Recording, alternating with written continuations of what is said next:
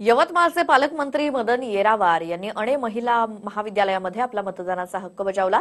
त्यांनी आपल्या परिवारासह मतदान करत आपला मतदानाचा हक्क बजावलाय।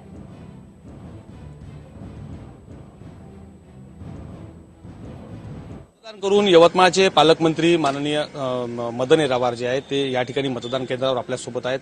आपण त्यांच्याशी या संपूर्ण मतदान प्रक्रियेच्या संदर्भाने बोलणार आहोत। भाऊ, मतदान लोकांनी जास्तीत जास्त केलं पाहिजे। उन्हाचा आता एकंदरीत जर पाहिलं तर पर्सेंटेज जे आहे ते फार कमी होत आहे। काय एकंदरीत करणार? खरं म्हणजे प्रगल्भ लोकशाहीसाठी प्रत्येकाने मतदान करणं, डॉक्टर बाबासाहेब आंबेडकरांनी दिलेला पवित्र हक्क हा बजावणं हे एक राष्ट्रीय कार्य आहे, राष्ट्रीय कर्तव्य आहे।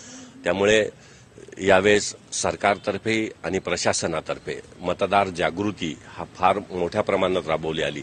काल प्रत्येकाला SMS द्वारे आवाहन केल्या गेलं। मी आपल्या माध्यमातून सर्व जनतेला विनंती करतो की आपला हा दिलेला अधिकार, पहिले राणीच्या पोटातून राजाचा जन्म होत होता। डॉक्टर बाबासाहेब आंबेडकरांची पवित्र घटनेच्या माध्यमातून जनतेला आपला सेवाधिकारी ठरवण्याचा अधिकार दिला, आपला लोकप्रतिनिधी ठरवण्याचा अधिकार दिला, तो आपण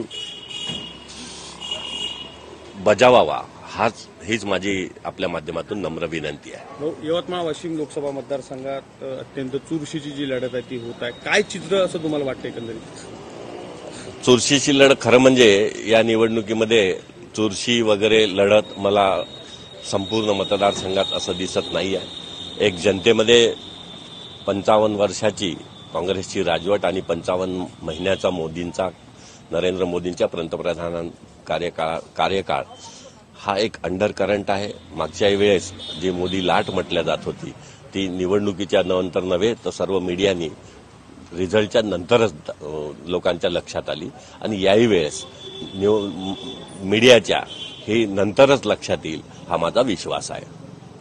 निश्चित निकालानंतर काय ते चित्र स्पष्ट होईल असं त्यांनी सांगितलं। कॅमेरामन आकाश समोसेसह विवेक गावंडे, TV9 मराठी, यवतमाळ। हा व्हिडिओ तुम्हाला आवडला असेल तर असे आणखी व्हिडिओ पाहण्यासाठी TV9चं YouTube चॅनल सबस्क्राईब करा, बेल बटण दाबा। ताज्या घडामोडींसाठी लॉग ऑन करा tv9marathi.com।